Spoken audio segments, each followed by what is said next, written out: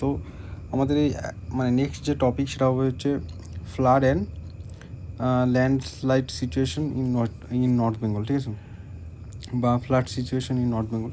তো আমি এখানে পুরোটা এক্সপ্লেন করছি না, যেহেতু অলরেডি তোমার রিপোর্টের basics and all other things বলে দেওয়া হয়েছে, তোমরা একটু ভিডিওগুলো দেখে নেবে, ঠিক আছে। আমি এখানে জাস্ট প্যারাগ্রাফ ওয়াইজ বলার চেষ্টা করছি, এবং এখানে 200 ওয়ার্ডের মধ্যে আছে, তোমরা এটাকে 150 160 যেমন করে হোক তোমাদের মতো করে শর্ট করে নেবে, ঠিক আছে। আর যদি মনে হয় এক্সট্রা অন্য কোনো মানে প্যাসেজ বা অন্য কোনো লাইন তোমরা অ্যাড করতে চাও, সেটাও ডেফিনেটলি তোমরা অ্যাড করতে পারো, ঠিক আছে। এইবার আরেকটা জিনিস হচ্ছে, যখন তুমি লিখছো এখানে হেডিংগুলো তো আমি দিয়ে দিয়েছি, কিন্তু 3টের মতো হেডিং আছে, ঠিক আছে। এবার তোমাদের মতো করে হেডিংগুলো তোমরা চেঞ্জ করে নেবে, ঠিক আছে। বা তোমার যদি কোনো কিছু মনে হয় যে না এটার থেকেও বেটার লিখতে পারবে, তাহলে লিখে নিতে পারবে। আর এখানে আরেকটা জিনিস হচ্ছে যে তুমি এখানে যেমন আমি শিলিগুড়ি দিয়েছি, ঠিক আছে, যেমন আমি এখানে শিলিগুড়ি দিয়েছি October 6।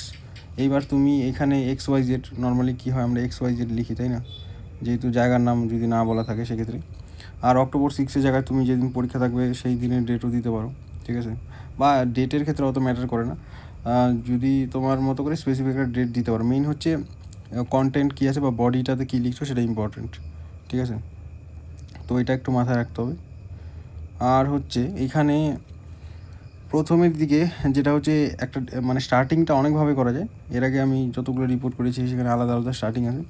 এবার এখানে আমি নর্মালি স্টার্ট করেছি north Bengal recently experienced devastating flood, ঠিক আছে। এইভাবে শুরু করতে পারো। এটা কেন হয়েছে? ডিউ টু তোমার হচ্ছে কন্টিনিউয়াস রেনফল, মানে অনবরত বৃষ্টি হয়েছিল, ঠিক আছে। আর হচ্ছে এর ফলে কী হয়েছে, ওভারফ্লো অফ রিভার্স, এবং নদীতে জল মানে বেড়ে গেছে। কোন কোন নদী? তিস্তা, দেন তোরসা, জলঢাকা, এই নদীগুলোতে, ঠিক আছে। এবার এর ফলে নদীর জল স্বাভাবিকভাবে জলপাইগুড়ি, তারপরে কোচবিহার, আলিপুরদুয়ার এইসব জায়গার মধ্যে দিয়ে প্রবাহিত হয়েছে, এবং সেখানে প্রচণ্ড পরিমাণে ক্ষতি করেছে, ব্যাডলি এফেক্টেড, ঠিক আছে।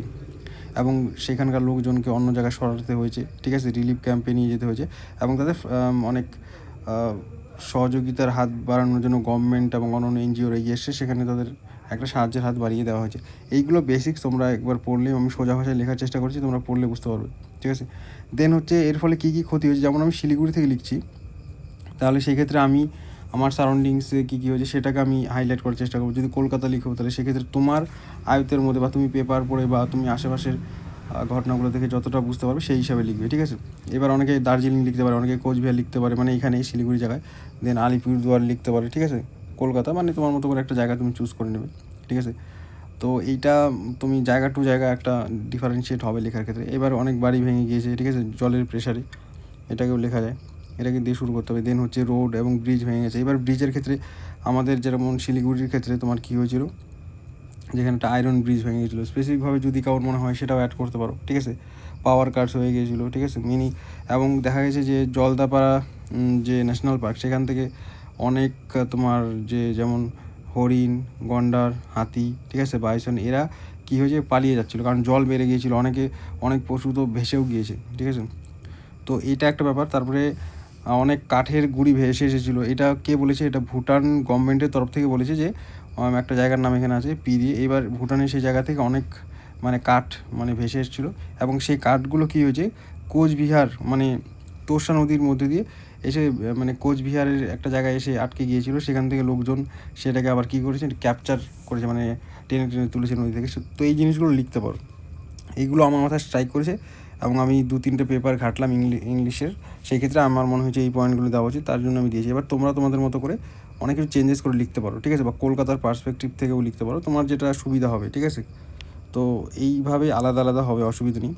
তারপরে কি, এইবার আর্মি ইউনিটস বা অন্য ধরো NGOর নাম তুমি দিতে পারো, বা তোমার মতো করে সুবিধা মতো দিতে পারো। আর কে NDRF টিম, এটা এবং স্টেট এজেন্সির এরা রেস্কিউ এবং রেস্টোরেশন অপারেশনটা শুরু করেছে, এবং তারা বিভিন্নভাবে সাহায্য করার চেষ্টা করেছে। এবং ট্যুরিস্ট স্পটে যারা আটকে গিয়েছিলো, ডিটেলসে যদি তোমরা খবর দেখো তাহলে বুঝতে পারবে যে সেখানকার লোকজনকেও কিন্তু সরিয়ে দেওয়া হয়েছিল, বন্যা যখন শুরু হয়েছিল তার পরে খুব ক্ষতি হওয়ার আগে। তারপরে কিন্তু তারা ওয়ার্নও করেছিল যে এখানে কিন্তু আর ভিজিটারদের এখন অ্যালাউ করা যাবে না, ঠিক আছে। এবং ওয়ার্ন করা হয়েছিল যারা নতুন যাচ্ছে তাদের ক্ষেত্রে যে একটু সতর্কীকরণ, তোমার হচ্ছে ভেঞ্চারিং আউট, বেরোনোর আগে দেখে নেওয়াটা, আর এখানে লাস্টের দিকে তোমরা তোমাদের মতো করে দিতে পারো কি যে আমাদের সিএম ভিজিট করেছিল, ঠিক আছে, পিএম ও টুইট করেছিল, সেটাও লিখতে পারো। কিন্তু এখানে যেহেতু স্টেট রিলেটেড, তো ওয়েস্ট বেঙ্গলের সিএমকে দিয়ে তুমি একটা দিতেই পারো, ঠিক আছে।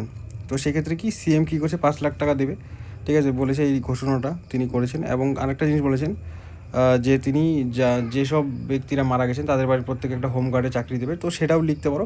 কিন্তু আমার কাছে অত ইম্পর্টেন্ট মনে হয়নি, 5 লাখ টাকা দিচ্ছে সেটাই আমি লিখে দিয়েছি। এবার এটাকে চেঞ্জেস করে তোমাদের মতো লিখতে পারো। আর যদি কোনো অসুবিধা থাকে তাহলে সেটা জানাবে। আমি এটাকে আমি আপলোড করে দিচ্ছি নর্মালভাবে, তোমরা একটু দেখে নিও তোমাদের মতো করে, ঠিক আছে।